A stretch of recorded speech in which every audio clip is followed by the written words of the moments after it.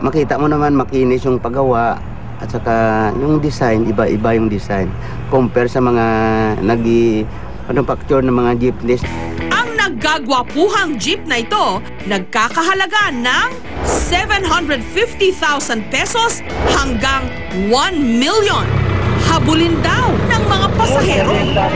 Lilo! Masarap siyang sakyan katulad ng isang taxi. Oh, Lilo! Mas komportable yung mga nakasakay at saka mas mabilis. Ang ipinagmamalaking jeepney naman ng Caviteñong si Romeo, tinatawag niyang damusak. Ang bumper nabubuksan, may vertical fender at hammer type ang hood. May TV at camera monitor, moonroof, at disco lights. Pati ang flooring at upuan, class na class din. Pero hindi lang daw kapritsyo o basta palamuti ang mga ito. Kaya kung ginawang vertical fender, kasi naka-lowered siya eh. Ngayon, pag naka-lowered siya, ang hirap tanggalin ng gulong.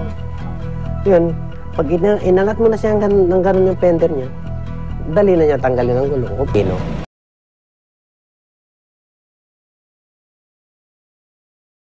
Na pang hanap buhay, minotify natin, saka isa pa, na masyadong natatabunan na tayo ng ibang bansa ng mga parating na sasakyan eh. Kaya minotify mo yung jeep. Kaya ang dating pampasaherong jeep lang, pwede nang gawing personal car. Dahil daw sa mga kakaibang feature ng jeep na ito, madalas daw itong manalo sa mga car show. Ang damusak jeep ni Romeo nagkakahalaga ng 1.4 million pesos. Mga sundalong Amerikano raw ang unang gumamit ng mga military jeep dito sa Pilipinas noong World War II, noong natapos ang gyera. Daan-daang jeep ang naiwan ng mga kano dahil naman sa pagiging maabilidad ng mga Pinoy, ang maigsing military jeep, hinabaan at ipinamasada hanggang nakilala na ito bilang hari ng kalsada. Isa ang pamilya Sarao sa mga unang nag-mass produce ng jeepney dito sa Pilipinas. 1950s daw nung sinimulan ang Sarao ni Mang Nardo na isang kutsero. Kaya pala ang kanilang mga jeepney, may mga dekorasyong kabayo. Sila rin daw ang gumawa ng modelo ng jeepney na dinala ng filmmaker na si Kidlat Tahimik sa France para gamitin sa kanyang pelikulang Mababangong Bangungot noong 1977. Nakakagawa raw sila ng halos 30 unit ng jeepney noon kada buwan. Pero dahil na rin daw sa pagtamlay ng ekonomiya, unti-unti na ring humina ang kanilang produksyon. Well, bukas pa kami. Nakako-survive naman kami din dahil tignan niyo, ever since 1950s hanggang ngayon, hindi dito pa kami para maglingkod sa mga mamamayan. Dahil bahagi na ng kulturang Pilipino ang mga jeep, para isulong pang pagtangkilik rito, naging bahagi ng Grand Fiesta Manila, isang event na ginanap sa isang mall, ang Biyaheng Makulay, design contest para sa mga miniature jeepney.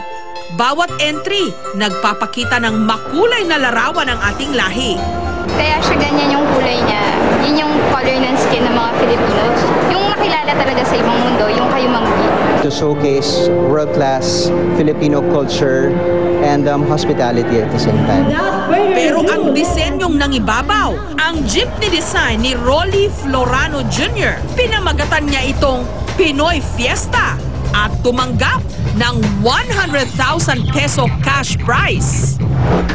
Sa isang resort mall naman sa Legazpi sa Albay, isang jeepney na ginagamit sa paghatid at pagsundo ng kanilang mga customer, may second floor? Kaya habang nakasakay sa double-deck na jeepney ito, tiyak ma-e-enjoy mo rin ang ganda ng mga tanawin. Kita mo yung view ng Albay Golf. Refreshing siya kasi open air. Super duper exciting. Kasi dito lang meron yan eh. Bumabiyahe rin ang double-deck jeep sa gabi. Fun, great. Enjoy kasi ang ganda ng golf. Na-enjoy na namin yung ride, na-enjoy pa namin yung view. So, double purpose. Siya yung pinaka-exclusive means of transportation dito sa Embarcadero de Legazpi. Napili namin siya kasi siya ang sa mga visitors namin or guests dito sa mall just to see the perfect scenery on their way to this waterfront mall. At dahil dito lang sa Pilipinas may makukulay na jeep, mainam din itong gamitin pang-akit sa mga turista. Ordinaryo man kung tignan ang jeepney na ito, pagpasok mo sa loob, garantisadong komportable. Dahil mataas ang bubong, pwede kang tumayo sa loob. Ang mga upuan, parang sa bus na solohan at may sandalan. May flat screen TV at air condition pa. Ito ang limo jeep. Gaano man kalayo ang ating lalakbayin, may maaasahang jeepney na pwedeng maghatid sa atin. At kung lalo pa natin itong pagyamanin, ang simpleng sasakyang ito, tsak, malayo pa ang mararating.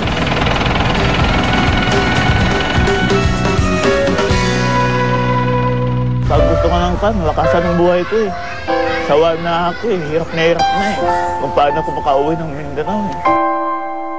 Mga nagkahiwalay ng matagal, muling magtatagpo